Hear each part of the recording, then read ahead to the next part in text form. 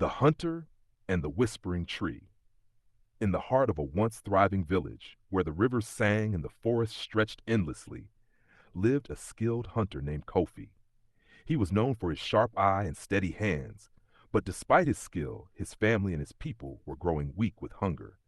The forest that once teemed with game had grown silent, and the few animals that remained had become elusive, as if the land itself was withholding its bounty. One evening, as Kofi sat by the dim fire in his hut, his wife placed a small bowl of thin broth before their children. Their once bright eyes were now dull with hunger. His heart ached, but he remained silent. An elder, wrapped in a worn cloak, watched him closely. "Kofi," the old man murmured, "the land is speaking. It is not merely the game that has left. It is the way we live that must change." Kofi clenched his jaw. "I am a hunter. If I do not hunt, how will my family eat?" The elder sighed. "Then go, Kofi. But remember, not all answers are found through the arrow." At dawn, Kofi ventured into the forest, deeper than ever before. He moved swiftly, his bare feet barely making a sound as he followed the faint trail of an antelope. Hours passed, and still, the creature remained just beyond reach, leading him farther and farther away from home. Then, just as he was about to release his arrow, the antelope stopped. Kofi froze. In front of him stood a massive tree, unlike any he had ever seen. Its trunk shimmered with golden veins, and its branches stretched high, crowned with leaves that seemed to glow in the dim morning light. The antelope did not flee. Instead, it stood beneath the tree, calm and unafraid. As Kofi took a step forward, a voice, neither loud nor soft, neither near nor far, filled the air. "Kofi, son of the land, your hands are strong, but your heart is restless.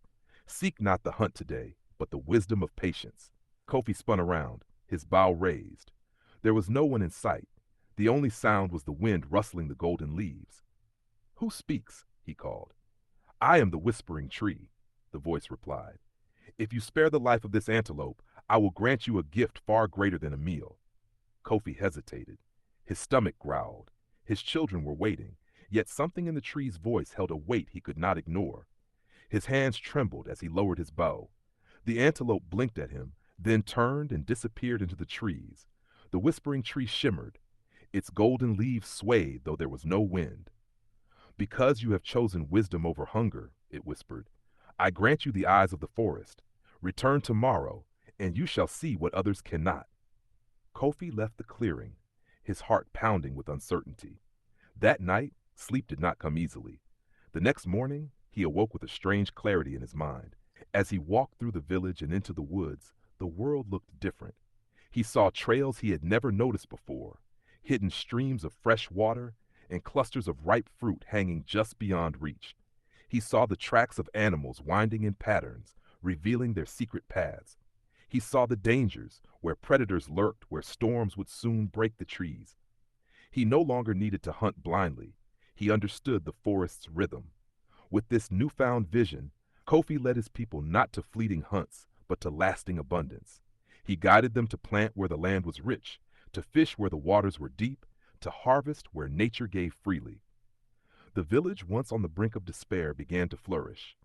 One evening, as the people sat by the fire, feasting on roasted yams and fresh fish, the elder smiled at Kofi.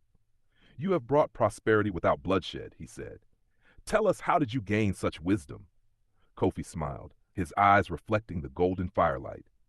"By listening," he said, "not just looking."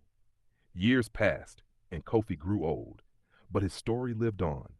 Each generation told their children about the Whispering Tree and the hunter who learned that wisdom and patience were far greater gifts than a single meal. And though no one ever found the golden tree again, the forest remained alive with its whisper, reminding those who listened that true survival is not in the endless chase, but in harmony with the land.